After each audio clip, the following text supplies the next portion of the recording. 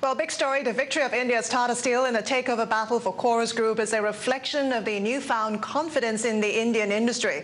That's according to Indian Finance Minister Chidambaram speaking today. Joining us now for more on India is Bundeep Singh Rangar, Chairman of IndusView. Bundeep, good to have you with us. First of all, do you share the same sentiments with the Finance Minister Chidambaram? Do you think Indian companies will now use this as a catalyst to make more overseas acquisitions? I'd agree with him. I think that there's generally a little ceiling on sovereign debt. That it's a ceiling for corporate borrowing based on sovereign debt rating. So this move to investment grade will make it easier for the country as a whole to borrow, public sector companies to borrow, and of course private companies to borrow. So I agree.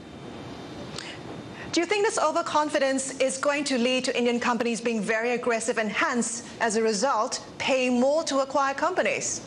Well, we've already seen Tata up its bid and I think win out on the battle for course against CSN, and that's the largest overseas acquisition, $12 billion to date.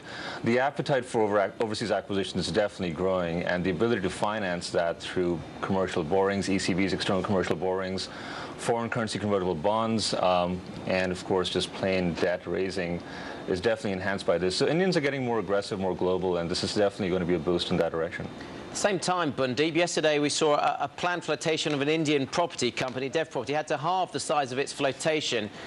Concerns about the Indian property market. So do you have to be very particular about, if you're investing in the Indian economy and Indian markets, where you go?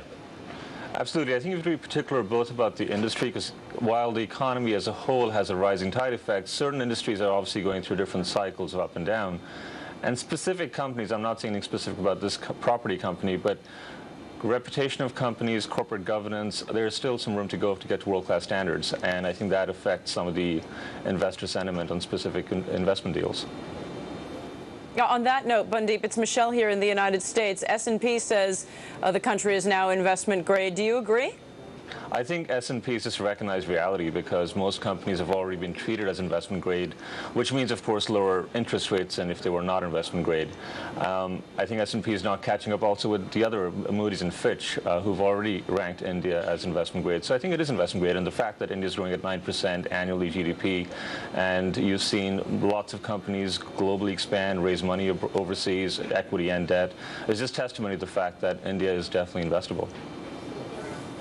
But Michelle here again, does that mean then, you know, what has historically been the case with quote-unquote emerging markets is huge swings, so maybe things look great today but not so great down the road because they just don't have a history of stability? Do you think that means that now that it's an investment grade, we don't have to worry about those kinds of tremendous swings that have been seen in the past?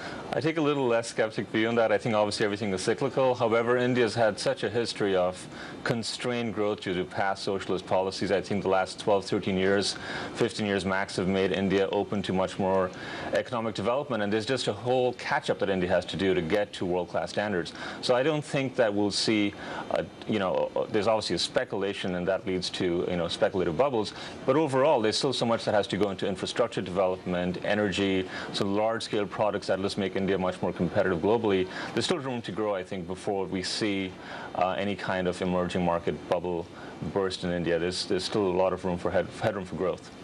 And for that matter, a lot of headroom for bond markets, because India does not have a very big bond market. The country does not borrow externally.